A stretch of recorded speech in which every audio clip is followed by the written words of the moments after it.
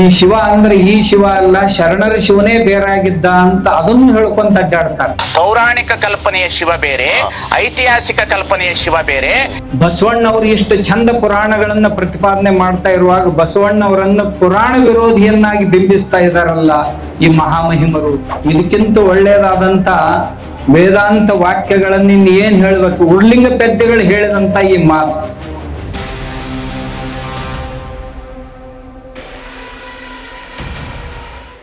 ಬಸವಣ್ಣವ್ರ ಹೆಸರು ಹೇಳಿಕೊಂಡು ವೇದಕ್ಕೆ ವರೆಯ ಕಟ್ಟುವೆ, ಶಾಸ್ತ್ರಕ್ಕೆ ನೆಗಳ ನಿಕ್ಕುವೆ, ತರ್ಕದ ಬೆನ್ನ ಬಾರನೆತ್ತುವೆ, ಆಗಮದ ಮೂಗ ಕೊಯ್ವೆ. ವೇದಕ್ಕೆ ವರೆಯ ನಿಕ್ಕುವೆ, ಶಾಸ್ತ್ರಕ್ಕೆ ನಿಗಳ ನಿಕ್ಕುವೆ, ಆಗಮದ ಮೂಗ ಕೊಯ್ವೆ, ತರ್ಕದ ಬೆನ್ನ ಬಾರನೆತ್ತುವೆ ಅಂತ ಒಂದು ವಚನ ಹೇಳಿ ಬಸವಣ್ಣವರು ವೇದಗಳನ್ನ ತಿರಸ್ಕರಿಸಿದ್ರು, ಶಾಸ್ತ್ರಗಳನ್ನ ತಿರಸ್ಕರಿಸಿದ್ರು, ತರ್ಕವನ್ನ ತಿರಸ್ಕರಿಸಿದ್ರು, ಆಗಮಗಳನ್ನ ತಿರಸ್ಕರಿಸಿದ್ರು ಅಂತ ಹೇಳಿ ಈ ದೇಶದ ಧರ್ಮದ ಮೂಲವನ್ನೇ ಧ್ವಸ್ತಗೊಳಿಸ್ಬೇಕು ಅಂತ ಅವರ ಹುನ್ನಾರ. ಬಸವಣ್ಣವ್ರು ಎಂದಾದ್ರೂ ಹೀಗೆ ಮಾಡ್ಲಿಕ್ಕೆ ಸಾಧ್ಯ ಏನು ಅಂತ. ಯಾಕೆ ಸಾಧ್ಯ ಇಲ್ಲ? ಬಸವಣ್ಣವ್ರ ವಚನಗಳಲ್ಲಿ ಈಗ ನೀವು ನಮ್ಮ ಇವರು ಉಪಾಧ್ಯಾಯವರು ಮತ್ತು ಶಿವಕುಮಾರ್ ಅವರು ಬರೆದಂತ 2 ಗ್ರಂಥಗಳ ಪ್ರಕಾಶನವನ್ನು ನೋಡಿದ್ರಿ. ಆ ಗ್ರಂಥಗಳಲ್ಲಿ ಏನ್ ಪ್ರಯತ್ನ ಮಾಡ್ಯಾರ ಅಂದ್ರ ನಮ್ಮ ಶರಣರ ವಚನಗಳು 23,000 ವಚನಗಳು ಇವತ್ತಿನ ದಿವಸ ಇನ್ನೂ ಅದಾವ. ಸುಮಾರು 700 ಜನ ಶರಣರು, 23,000 ವಚನಗಳು ಅದಾವ. ಅವುಗಳನ್ನ ಅಧ್ಯಯನ ಮಾಡಿ ಅದ್ರೊಳಗ ವೇದಗಳನ್ನ ಪ್ರತಿಪಾದಿಸಿದಂತ, ಪುರಾಣಗಳನ್ನ ಪ್ರತಿಪಾದಿಸಿದಂತ, ಆಗಮಗಳನ್ನ ಪ್ರತಿಪಾದಿಸಿದಂತ, ಶಾಸ್ತ್ರಗಳನ್ನ ಪ್ರತಿಪಾದಿಸಿದಂತ, ಆಮೇಲೆ ಇವರು ಯಾವ್ದಾವ್ದು ಮೂಢನಂಬಿಕೆ ಅಂತ ಹೇಳ್ತಾರಲ್ಲ ಅಂತ ಎಲ್ಲ ವಿಷಯಗಳನ್ನು ಸಹಿತ, ಮತ್ತು ಈ ಶಿವ ಅಂದ್ರೆ ಈ ಶಿವ ಅಲ್ಲ, ಶರಣರ ಶಿವನೇ ಬೇರಾಗಿದ್ದ ಅಂತ ಅದನ್ನು ಹೇಳ್ಕೊಂತ ಅಡ್ಡಾಡ್ತಾರೆ. ಈ ಪಾರ್ವತಿ ಪರಮೇಶ್ವರ ಅಂತದನ್ನಲ್ಲ, ಈ ಶಿವ ನಮ್ಮ ಶರಣರ ಶಿವ ಅಲ್ಲ, ನಮ್ಮ ಶರಣರ ಶಿವನ ಒಬ್ಬ ಬೇರೆ ಇದ್ದ ಅಂತ ಹೇಳ್ಕೊಂತ ಅಡ್ಡಾಡ್ತಾರೆ. ಪೌರಾಣಿಕ ಕಲ್ಪನೆಯ ಶಿವ ಬೇರೆ, ಐತಿಹಾಸಿಕ ಕಲ್ಪನೆಯ ಶಿವ ಬೇರೆ. ಅದಕ್ಕ ಆ ಗ್ರಂಥಗಳನ್ನ ತಾವು ನೋಡ್ಬೇಕು. ಒಂದ್ಸಾರಿ ಹೋಗಾಗ ತಗೊಂಡು ಹೋಗ್ರಿ, ಇಲ್ಲಿ ಎಲ್ಲರ ಸಿಕ್ಕು ಅಂತಂದ್ರ ಅಲ್ಲಿ ಮಾರಾಟಕ್ಕೆ ಇಟ್ಟಿರ್ತಾರೆ. ಅಂದ್ರೆ ಮನುಷ್ಯನ ಸಂಶಯಗಳು ದೂರ ಆಗ್ತಾವ. ಶರಣರು ಯಾವ ರೀತಿ ಪ್ರತಿಪಾದನೆ, 4 ವೇದ, 6 ಶಾಸ್ತ್ರ, 18 ಪುರಾಣ, 28 ದಿವ್ಯಾಗಮಗಳು ಇವು ಯಾಕೆ ನಿರ್ಮಾಣ ಮಾಡಿದಿರಿ ಸ್ವಾಮಿ? ದಯದಿಂದ ಕರುಣಿಪದು. ಒಬ್ಬ ಶರಣರು ಹೇಳ್ತಾರೆ, ಕೇಳೈ ಮಗನೇ, ಹರಿಸುರ ಬ್ರಹ್ಮಾದಿಗಳು, ದೇವ ದಾನವ ಮಾನವರುಗಳು, 88 ಕೋಟಿ ಮುನಿಗಳು ಇವರೆಲ್ಲರೂ ಮನವ ನಿಲ್ಲಿಸಿಹೆವೆಂದು ಭಿನ್ನಹ ಮಾಡಿಕೊಳ್ಳಲು ಶಿವನು ಸರ್ವ ಶ್ರುತಿ ಸ್ಮೃತಿ ಶಾಸ್ತ್ರಗಳನ್ನು ನಿರ್ಮಾಣ ಮಾಡಿದನು. ವೇದಾಂತ ತತ್ವಮಧಿಕಂ ನವನೀತ ಸಾರಂ ಎಂಬುದಾಗಿ ವೇದ ಮೊದಲಾದವು ಎಲ್ಲವೂ ಮಜ್ಜಿಗೆಯ ಹಾಗೆ, ಪುರಾತನರ ವಚನಗಳು ಗುರುವಾಕ್ಯವೆಲ್ಲವೂ ಬೆಣ್ಣೆಯ ಹಾಗೆ. ಈ ಗುರುವಾಕ್ಯವಿಡಿದು ಲಿಂಗದಲ್ಲಿ ಮನವ ನಿಲ್ಲಿಸಿದಡೆ ಸರ್ವಶಾಸ್ತ್ರವೇಕೆ? ಮನವು ಲಿಂಗದಲ್ಲಿ ನಿಲ್ಲದಿರ್ದೊಡೆ ಏನು ಮಾಡಿದರೂ ನಿಷ್ಫಲ. ಇದನ್ನು ಜ್ಞಾನಿಗಳು ತಿಳಿದು ಗುರುಕಾರುಣ್ಯ ಕೃಪೆಯಿಂದ ತಿಳಿದು ಲಿಂಗದಲ್ಲಿ ಬೆರೆದು ಲಿಂಗವೇ ತಾನಾಗಿ ಜ್ಯೋತಿ ಜ್ಯೋತಿಯ ಕೂಡಿದಂತೆ ನಿಜಲಿಂಗೈಕ್ಯವಾದರು ಎಂದಾತ ನಮ್ಮ ಶಾಂತ ಕೂಡಲ ಸಂಗಮ ದೇವ. ಶರಣರೇ ಹೇಳಿದಂತ ಮಾತು. ಇದನ್ನ ಇವನ್ ಯಾಕೆ ಬರೆದ್ರಪ್ಪ? ವೇದಗಳನ್ನ 4 ಋಗ್ವೇದ, ಯಜುರ್ವೇದ, ಸಾಮವೇದ, ಅಥರ್ವವೇದ, ಆಮೇಲೆ 28 ಆಗಮಗಳು, 6 ಶಾಸ್ತ್ರಗಳು, ಸಾಂಖ್ಯಶಾಸ್ತ್ರ, ಯೋಗಶಾಸ್ತ್ರ, ವೈಶೇಷಿಕ ಶಾಸ್ತ್ರ, ನ್ಯಾಯಶಾಸ್ತ್ರ, ಪೂರ್ವ ಮೀಮಾಂಸೆ, ಉತ್ತರ ಮೀಮಾಂಸೆ ಅಂತಕ್ಕಂಥ ಶಾಸ್ತ್ರಗಳು, ಆಮೇಲೆ 18 ಪುರಾಣಗಳು. ಇವನ್ನೆಲ್ಲ ಯಾಕೆ ನಿರ್ಮಾಣ ಮಾಡಿದ್ರು ಅಂದ್ರ ಮನಸ್ಸನ್ನ ನಿಲ್ಲಿಸಿ, ಮನಸ್ಸನ್ನ ಅಂತರ್ಮುಖಗೊಳಿಸಿ ಆತ್ಮನನ್ನ ಕಾಣುವುದಕ್ಕಾಗಿ ಮಾಡಿದ್ರು. ಅದನ್ನ ಭಗವಂತನೇ ಮಾಡಿಸಿದ ಅಂತ ಹೇಳಿ, ಶಿವನೇ ಇದನ್ನ ಮಾಡಿಸ್ಯಾನ ಅಂತ ಶಿವನನ್ನ ಪುರಸ್ಕರಿಸಿದ. ಇದನ್ನ ಬಿಟ್ಟು ಇನ್ನೇನ್ ಮಾಡೋರದಿರಪ್ಪ ಅಂತ ಕೇಳ್ಯಾರ. ಇದು ಒಂದೇ ವಚನ ಅಲ್ಲ, ಮತ್ತ ಇನ್ನ ಇಂಥವು ಸುಮಾರು ವಚನಗಳದಾವ. ಒಂದೇ ವಸ್ತು ತನ್ನ ಲೀಲೆಯಿಂದ ಪರಮಾತ್ಮ ಜೀವಾತ್ಮವಾಯಿತು, ಪರಮಾತ್ಮನೇ ಲಿಂಗ, ಜೀವಾತ್ಮನೇ ಅಂಗ, ಸಂಗವೇ ಏಕಾತ್ಮ, ತತ್ಪದವೇ ಪರಮಾತ್ಮ, ತ್ವಂಪದವೇ ಜೀವಾತ್ಮ, ಅಶಿಪದವೇ ತಾದಾತ್ಮ್ಯವಯ್ಯ, ಉರಿಲಿಂಗ ಪೆದ್ದಿ ಪ್ರಿಯ ವಿಶ್ವೇಶ್ವರ. ಇದಕ್ಕಿಂತ ಒಳ್ಳೆಯದಾದಂತ ವೇದಾಂತ ವಾಕ್ಯಗಳನ್ನ ಇನ್ನು ಏನ್ ಹೇಳ್ಬೇಕು? ಉರ್ಲಿಂಗ ಪೆದ್ದೆಗಳು ಹೇಳಿದಂತ ಈ ಮಾತು ಎಷ್ಟು ಸುಂದರವಾಗಿ ಹೇಳಿದ್ದಾರೆ. ಇಬ್ಬರು ಮೂವರು ದೇವರೆಂದು ಉಗ್ಗುಬ್ಬಿ ಮಾತನಾಡಬೇಡ, ದೇವನೊಬ್ಬನೇ ಕಾಣಿರೋ ಇಬ್ಬರೆಂಬುದ ಹುಸಿ ನೋಡ, ಕೂಡಲ ಸಂಗಮ ದೇವನು ಒಬ್ಬನೇ ಅಲ್ಲದೆ ಇಬ್ಬರಿಲ್ಲ ಎಂದಿತ್ತು ವೇದ ನೋಡ.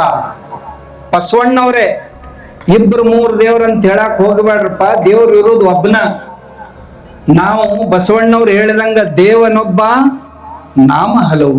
ನಾವು ದೇವಿ ಅಂತ ಕರಿತೀವಿ, ದುರ್ಗೆ ಅಂತ ಕರಿತೀವಿ, ಪರಮೇಶ್ವರಿ ಅಂತ ಕರಿತೀವಿ, ಗಣಪತಿ ಅಂತ ಕರಿತೀವಿ, ವಿಠಲ ಅಂತ ಕರಿತೀವಿ, ಇನ್ನೇನೇನು ಮಹದೇಶ್ವರ ಅಂತ ಕರಿತೀವಿ, ಶಿವ ಅಂತ ಕರಿತೀವಿ, ವಿಷ್ಣು ಅಂತ ಕರಿತೀವಿ. ಏನ್ ಕರೆದ್ರು ಸಹಿತ ನಾಮಗಳು ಭಿನ್ನ ಭಿನ್ನವೇ ಹೊರತು ದೇವನು ಒಬ್ಬನೇ ಅಂತ ವೇದಗಳು ಹೇಳ್ಯಾವು ಅಂತ ಬಸವಣ್ಣವ್ರ ಅಂತಾರಂದಾಗ, ಇಂಥ ಬಸವಣ್ಣವರು ವೇದಕ್ಕೆ ಎಂದಾದರೂ ದೂಷಣೆ ಕೊಡ್ಲಿಕ್ಕೆ ಸಾಧ್ಯ ಏನು? ಇವರು ಬಸವಣ್ಣವ್ರ ಹೆಸರ್ಲೆ ಮತ್ತೆ ಈ ವಚನ ಹೇಳ್ತಾರಲ್ಲ ಅಂದ್ರೆ ಇದೊಂದು ಪ್ರಕ್ಷಿಪ್ತ ವಚನವನ್ನು ಯಾರಾದ್ರೂ ಇಂಥವ್ರೆ ಮೂರ್ಖರು ಮೊದಲು ಸೇರಿಸಿರ್ಬೇಕು. ಬಸವಣ್ಣವ್ರ ಹೆಸರನ್ನ ಹಾಳು ಮಾಡಾಕ ಇಂಥ ಪ್ರಕ್ಷಿಪ್ತ ವಚನಗಳ ಕೆಲವನ್ನು ಸೇರಿಸಿರಬಹುದು ಅಂತ ಸಂಶಯ ಬರಲಾರದೆ ಇರೋದಿಲ್ಲ. ಶಿವನೇ ಜಗತ್ರಯದೊಡೆಯ ಎಂಬುದು ಉತ್ಪತ್ತಿ ಸ್ಥಿತಿ ಲಯ ಕಾರಣವೆಂಬುದು ವೇದ. ನೋಡ್ರಿ, ಶಿವನೇ ಈ ಮೂರು ಕೆಲವು ಉತ್ಪತ್ತಿ ಸ್ಥಿತಿ ಲಯಗಳಿಗೆ ಕಾರಣನು ಅನ್ನೋದನ್ನ ನಮ್ಮ ವೇದಗಳು ಹೇಳಿವೆ. ಅಂದ್ರೆ ವೇದಗಳು, ಶ್ರುತಿಗಳು ಅಂದ್ರೆ ಉಪನಿಷತ್ತುಗಳು ಈ ಮಾತನ್ನ ಹೇಳ್ತಾವು ಅಂತ ಬಸವಣ್ಣವರೇ ಪ್ರತಿಪಾದನೆ ಮಾಡ್ಯಾರ ಅಂದಾಗ ಸುಮ್ನೆ ಇವು ಯಾಕೆ ಆ ವೇದಗಳನ್ನ ನಿಂದಿಸ್ತಾವೋ, ಪುರಾಣಗಳನ್ನ ನಾನು ಪುರಾಣಗಳ ಬಗ್ಗೆ ನೋಡುವಾಗ ಬಸವಣ್ಣವ್ರ ವಚನಗಳನ್ನ 1000 ವಚನಗಳನ್ನ ನೋಡಿದೆ. ಅದರಲ್ಲಿ ಸುಮಾರು 52 ಪುರಾಣದ ಉದಾಹರಣೆಗಳನ್ನ ಬಸವಣ್ಣವರು ಕೊಟ್ಟಿದ್ದಾರೆ. ಪುರಾಣಗಳಲ್ಲಿರುವಂತ ಘಟನೆಗಳನ್ನ ತಮ್ಮ ವಚನಗಳಲ್ಲಿ ಹೇಳಿದ್ದಾರೆ. 52 ಘಟನೆಗಳನ್ನ ಬಸವಣ್ಣವರೇ ಹೇಳಿದ್ದಾರೆ. ಪುರಾಣಗಳನ್ನು ಕುರಿತು ಸಹಿತ ಚಂದ್ರೋದಯಕ್ಕೆ ಅಂಬುದಿ ಹೆಚ್ಚುವುದಯ್ಯ, ಚಂದ್ರ ಕುಂದೆ ಕುಂದುವುದಯ್ಯ, ಚಂದ್ರಂಗೆ ರಾಹು ಅಡ್ಡ ಬಂದಲ್ಲಿ ಅಂಬುದಿ ಬೊಬ್ಬಿಟ್ಟಿದೆ, ಅಂಬುದಿಯ ಮುನಿ ಪ್ರಾಶನಗೈಯುವಲ್ಲಿ ಚಂದ್ರಮನು ಅಡ್ಡ ಬಂದನೆ, ಆರಿಗಾರೂ ಇಲ್ಲ ಕೆಟ್ಟವಂಗೆ ಕೆಳೆಯಿಲ್ಲ, ಜಗದ ನಂಟ ನೀನೇ ಅಯ್ಯ ಕೂಡಲ ಸಂಗಮ ದೇವ ಅಂತ ಒಂದು ಪುರಾಣದ ಮಾತನ್ನ, ಪುರಾಣದ ಘಟನೆಗಳನ್ನ, ಚಂದ್ರನಿಗೂ ಮತ್ತು ಸಮುದ್ರಕ್ಕೂ ಯಾವ ಸಂಬಂಧಗಳು ಅಂತ ಹೇಳಲಿಕ್ಕೆ ಬಸವಣ್ಣವರೇ ಈ ವಚನವನ್ನ ರಚನೆ ಮಾಡಿ. ಚಂದ್ರ, ಸಮುದ್ರನಾಥ ಇವರೆಲ್ಲ ಪುರಾಣದ ಘಟನೆಗಳು. ಆದ್ರೆ ಅವುಗಳ ವಿಜ್ಞಾನವನ್ನ, ಹುಣ್ಣಿಮೆ ಬಂತು ಅಂದ್ರೆ ಸಮುದ್ರಕ್ಕ ಅಲೆಗಳ ಮ್ಯಾಗ ಬರ್ತಾವ. ಏನಂತ, ಸಮುದ್ರ ಉಕ್ಕೆ ಇರ್ತೈತಿ. ಬರೇ ಸಮುದ್ರನ ಅಲ್ಲ, ಎಲ್ಲೆಲ್ಲಿ ನೀರ್ ಇರ್ತೈತಿ ಅಲ್ಲೆಲ್ಲ ಉಕ್ಕೆ ಇರ್ತೈತಿ ಹುಣ್ಣಿಮೆ ಬಂದಾಗ. ಗಿಡದಲ್ಲಿ ನೀರಿತ್ತು ಅಂದ್ರೆ ಬೆಳವಣಿಗೆ ಅವಾಗ ಆಗೋದು ಹುಣ್ಣಿಮೆ ಕಾಲದಲ್ಲಿ ಬೆಳೆಗಳಿಗೆ.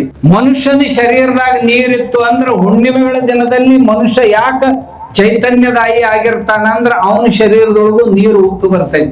ನಾನು ಹೇಳಿದ್ದಲ್ಲ, ಬಸವಣ್ಣವ್ರು ಹೇಳಿದ್ದು. ಬಸವಣ್ಣವ್ರು ಇಷ್ಟು ಚಂದ ಪುರಾಣಗಳನ್ನ ಪ್ರತಿಪಾದನೆ ಮಾಡ್ತಾ ಇರುವಾಗ ಬಸವಣ್ಣವರನ್ನ ಪುರಾಣ ವಿರೋಧಿಯನ್ನಾಗಿ ಬಿಂಬಿಸ್ತಾ ಇದಾರಲ್ಲ ಈ ಮಹಾಮಹಿಮರು. ಆದ್ರೆ ಆ ಹಿಂದೂ ಧರ್ಮ ಅನ್ನೋದಿಲ್ಲ, ನನ್ನದು ವೈದಿಕ ಪರಂಪರೆ. ಆ ವೈದಿಕ ಪರಂಪರೆಯನ್ನು ಧಿಕ್ಕರಿಸಿ ಬಂದಿರತಕ್ಕಂಥದ್ದು ಬಸವಣ್ಣ.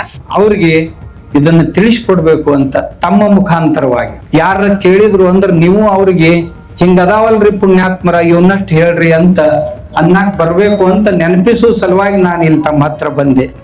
ಆಮೇಲೆ ಈ ಪುರಾಣಗಳನ್ನೇ ಕುರಿತು, ರಾಮಾಯಣ ಮಹಾಭಾರತಗಳನ್ನು ಕುರಿತು ಬಸವಣ್ಣವ್ರು ಎಷ್ಟು ಚಂದ ಮಾತಾಡ್ಯಾರ ನೋಡ್ರಿ. ಎಚ್ಚು ವಾಲಿಯ ಕೊಂದ ಕಟ್ಟಿದನು ಶರದಿಯ, 10 ತಲೆ ರಾವಣನ ಒಂದೇ ಅಂಚಿನಲ್ಲಿ ಮಡುವಿದ, ಛಲದಿಂದ ಲಂಕಾ ದ್ವೀಪವ ನೆಲವಣ್ಣ ಮಾಡಿದ, ಕಲಿವಿಭೀಷಣನಿಗೆ ಪಟ್ಟವ ಕಟ್ಟಿದ ರಾಮನ ತೋರ. ಬಸವಣ್ಣವ್ರು ಹೇಳಿದ್ದು ಏನ್ ಹೇಳಿದ್ರು ಅಂದ್ರೆ, ಎಚ್ಚು ವಾಲಿಯ ಕೊಂದ, ವಾಲಿಯನ್ನ ಕೊಂದ ರಾಮ, ಕಟ್ಟಿದನು ಶರದಿಯ, ಶರದಿಗೆ ಅಂದ್ರೆ ಸಮುದ್ರಕ್ಕೆ ಸೇತುವೆಯನ್ನು ಕಟ್ಟಿಸಿದ, 10 ತಲೆ ರಾವಣನ ಒಂದೇ ಅಂಚಿನಲ್ಲಿ ಮಡಿದ. 10 ತಲೆಯ ರಾವಣನಂದ ಒಂದ ಬಾಣದಾಗ ಮುಗಿಸ್ಬಿಟ್ಟ. ಛಲದಿಂದ ಲಂಕಾ ದ್ವೀಪವ ನೆಲವಣ್ಣ ಮಾಡಿದ, ಛಲದಿಂದ ಲಂಕಾ ದ್ವೀಪವನ್ನೇ ಧಾರಾತೀರ್ಥಿಯಾಗಿಸ್ಬಿಟ್ಟ. ಕಲಿ ವಿಭೀಷಣಂಗೆ ಇಷ್ಟೆಲ್ಲ ಮಾಡಿ ಆ ರಾಜ್ಯ ತನ್ನ ಕೈಯೊಳಗೆ ತಗೊಳ್ಳಿಲ್ಲ ರಾಮ. ಕಲಿ ವಿಭೀಷಣನಿಗೆ ಪಟ್ಟವ ಕಟ್ಟಿದ. ಆ ರಾವಣನ ತಮ್ಮನಾದಂಥವನಿಗೆ ಆ ರಾಜ್ಯ ಕೊಟ್ಟು ನಾವು ಹೋಗು ನಡಿ ಅಂದ. ಅವನ್ ಲಕ್ಷ್ಮಣ ಬಂದ, ಎಣ್ಣ ಮತ್ತ್ಯಾಕ್ ಹೋಗೋದು ಅಯೋಧ್ಯಕ, ಇದು ಬಂಗಾರದ ಲಂಕೆ ಐತಲ್ಲ, ಇಲ್ಲೇ ಚಂದಾಗಿರುನು ಅಂದ. ಅಭಿಸುವರ್ಣಮಯೀ ಲಂಕಾ ನಮೇ ರೋಚತೆ ಲಕ್ಷ್ಮಣ. ಅಪಿಸುವರ್ಣಮಯೀ ಲಂಕಾ ನಮೇ ರೋಚತೆ ಲಕ್ಷ್ಮಣ. ಜನನಿ ಜನ್ಮಭೂಮಿಶ್ಚ ಸ್ವರ್ಗಾದಪಿ ಗರೀಯಸಿ. ಲಕ್ಷ್ಮಣ, ಈ ಬಂಗಾರದ ಲಂಕೆ ನನ್ನನ್ನು ಆಕರ್ಷಿಸಲು ಸಾಧ್ಯವಿಲ್ಲ. ಜನ್ಮ ಕೊಟ್ಟ ತಾಯಿ ಮತ್ತು ತಾಯಿ ನಾಡು ಇವು ಸ್ವರ್ಗಕ್ಕಿಂತಲೂ ದೊಡ್ಡವುಗಳನ್ನೋದನ್ನ ನೀ ಮರಿಬೇಡಪ್ಪ ಅಂತ ಅವ್ರ ತಮ್ಮಗ್ ಬುದ್ಧಿ ಹೇಳಿದ. ಇದೇ ರಾಜ್ಯದಲ್ಲಿ ಇರೋಣ ಅಂದದ್ದಕ್ಕ. ಅಂಥ ಶ್ರೀರಾಮನನ್ನ ಬಸವಣ್ಣನವರು ಕೊಂಡಾಡಿದಂತ ವಚನ ಇದು. ಇವ್ರು ಹೇಳ್ತಾರ ಆ ರಾಮಾಯಣಕ್ಕೆ ಬೈದ್ರು, ಮಹಾಭಾರತಕ್ಕೆ ಬೈದ್ರು, ಪುರಾಣಕ್ಕೆ ಬೈದ್ರು. ಎಲ್ಲಿ ಬೈದಾರು ಪುಣ್ಯಾತ್ಮರೇ? ಬರ್ರಿ ಒಂದ್ಸಾರಿ ಓದ್ರಿ, ಒಂದ್ ಜರ ಚಂದಾಗ ಓದಾಕ್ ಕಲೀರಿ, ಓದ್ಲಾರ್ದ ಏನು ಮಾಡಕ್ ಹೋಗ್ಬೇಡ್ರಿ ಅಂತ. ಆಮೇಲೆ ಇನ್ನೊಂದು ಮಾತು ಹೇಳ್ತಿರ್ತಾರ, ಶರಣರ ಶಿವ ಬ್ಯಾರೆ, ಅವ ತಾತ್ವಿಕ ಇರ್ತಾನ, ಈ ಮಂದಿ ಶಿವ ಬ್ಯಾರೆ, ಪಾರ್ವತಿ ಗಂಡ ಅಂತ ಹೇಳ್ತಿರ್ತಾರ. ಅದಕ್ಕೆ ನಾ ಬಸವಣ್ಣಂದ ಒಂದು ವಚನ ತಗೊಂಡು ಬಂದಿವಿ. ಹೊನ್ನ ಹಾವಿಗೆಯ ಮೆಟ್ಟಿದವನ, ಮಿಡಿ ಮುಟ್ಟಿದ ಕೆಂಜಡೆಯವನ, ಮೈಯಲ್ಲಿ ವಿಭೂತಿಯ ಧರಿಸಿದವನ, ಕರದಲ್ಲಿ ಕಪಾಲವ ಹಿಡಿದವ, ಅರ್ಧನಾರೀದಾದವ, ಬಾಣನ ಬಾಗಿಲ ಕಾಯುವವನ, ಚೋಳಂಗೆ ಹೊನ್ನ ಮಳೆಯಗರೆದವನ, ಎನ್ನ ಮನಕ್ಕೆ ಬಂದವನ, ಸದ್ಭಕ್ತರ ಹೃದಯದಲ್ಲಿ ಇಪ್ಪವನ, ಮಾಡಿದ ಪೂಜೆಯಲು ಒಪ್ಪುವವನ, ಕೂಡಲ ಸಂಗಮ ದೇವನ. ಕೂಡಲ ಸಂಗಯ್ಯ ಯಾರು ಅಂದ್ರೆ ಇವನ ಅಂತ ಸ್ಪಷ್ಟ ಹೇಳಿಬಿಟ್ರಿ ಇಲ್ಲಿ. ಇವ್ರೇನಂತಾರ, ಕೂಡಲ ಸಂಗಮ ದೇವರು ಅಂದ್ರೆ ಅವ ಶಿವ ಅಲ್ಲ, ಶಿವನ ಮೂರ್ತಿ ಅಲ್ಲ ಅದು ಅಂತ ಹೇಳ್ತಾರಲ್ಲ. ಅದಕ್ಕೆ ಬಸವಣ್ಣನ ವಚನ ಇದು. ಯಾರು ವರ್ಣನೆ ಮಾಡಿದ್ರಪ್ಪ ಇದ್ರೊಳಗೆ? ಶಿವನ ವರ್ಣನೆಯನ್ನೇ ಬಸವಣ್ಣವ್ರು ಮಾಡ್ಯಾರ. ಅದಕ್ಕ ಅವ್ರು ಓದ್ಬೇಕು. ಇಷ್ಟೇ ಅಲ್ಲ, ಸಮುದ್ರ ಘನವೆಂಬನೇ ಧರೆಯ ಮೇಲಡಗಿತ್ತು, ಧರೆಘನವೆಂಬೆನೆ ನಾಗೇಂದ್ರನ ಪಣಾಮಣಿಯ ಮೇಲಡಗಿತ್ತು, ನಾಗೇಂದ್ರ ಘನವೆಂಬೆನೆ ಪಾರ್ವತಿಯ ಕಿರುಕುಣಿಯ ಮುದ್ರಿಕೆಯಾಯಿತ್ತು, ಅಂತಹ ಪಾರ್ವತಿ ಘನವೆಂಬೆನೆ ಪರಮೇಶ್ವರನ ಅರ್ಧಾಂಗಿಯಾದಳು, ಅಂತಹ ಪರಮೇಶ್ವರ ಘನವೆಂಬೆನೆ ನಮ್ಮ ಕೂಡಲ ಸಂಗನ ಶರಣರ ಮನದ ಮನೆಯ ಮೇಲೆ ಅಡಗಿದರು ಅಂತ ಬಸವಣ್ಣವರೇ ಹೇಳ್ಯಾರಿದೆ. ತನ್ನ ತನೆಯ ಮೇಲೆ ಹೊತ್ತು ಕುಳಿತಂತ ಆದಿಶೇಷ ದೊಡ್ಡವನು. ಆದಿಶೇಷ ದೊಡ್ಡವನು ಅಂದ್ರೆ ಏನಿಲ್ಲ, ಅವ ಪಾರ್ವತಿಯ ಕೈಯೊಳಗ ಉಂಗುರ ಆಗ್ಯಾನವ. ಮತ್ತು ಉಂಗುರ ದೊಡ್ಡದಂತೀರೇನು? ಉಂಗುರ ಧರಿಸಿದ ಪಾರ್ವತಿ ಅವನಕ್ಕಿಂತ ದೊಡ್ಡಕ್ಕೆ, ನಾಗೇಂದ್ರನಿಗಿಂತಲೂ. ಮತ್ತ ಪಾರ್ವತಿನ ದೊಡ್ಡಕ್ಕೆ ಅಂತೀರೇನು? ಇಲ್ಲ, ಆಕಿನ ಗಂಡ ಪರಮೇಶ್ವರ ದೊಡ್ಡವ. ಪರಮೇಶ್ವರ ದೊಡ್ಡವ ಅಂತಂತಿದ್ರೇನು? ಇಲ್ಲ, ನಮ್ಮ ಶರಣರ ಮನದ ಮನೆಯ ಮೇಲೆ ಮನೆ ಮಾಡಿಕೊಂಡು ನಿಂತವ ಅಂಥ ಪರಮೇಶ್ವರ ನಮ್ಮ ಶಿವ ಅಂತ ಬಸವಣ್ಣವರು ತಮ್ಮ ಶಿವನ ವರ್ಣನೆಯನ್ನು ಈ ವಚನದೊಳಗೆ ಮಾಡ್ಯಾರ.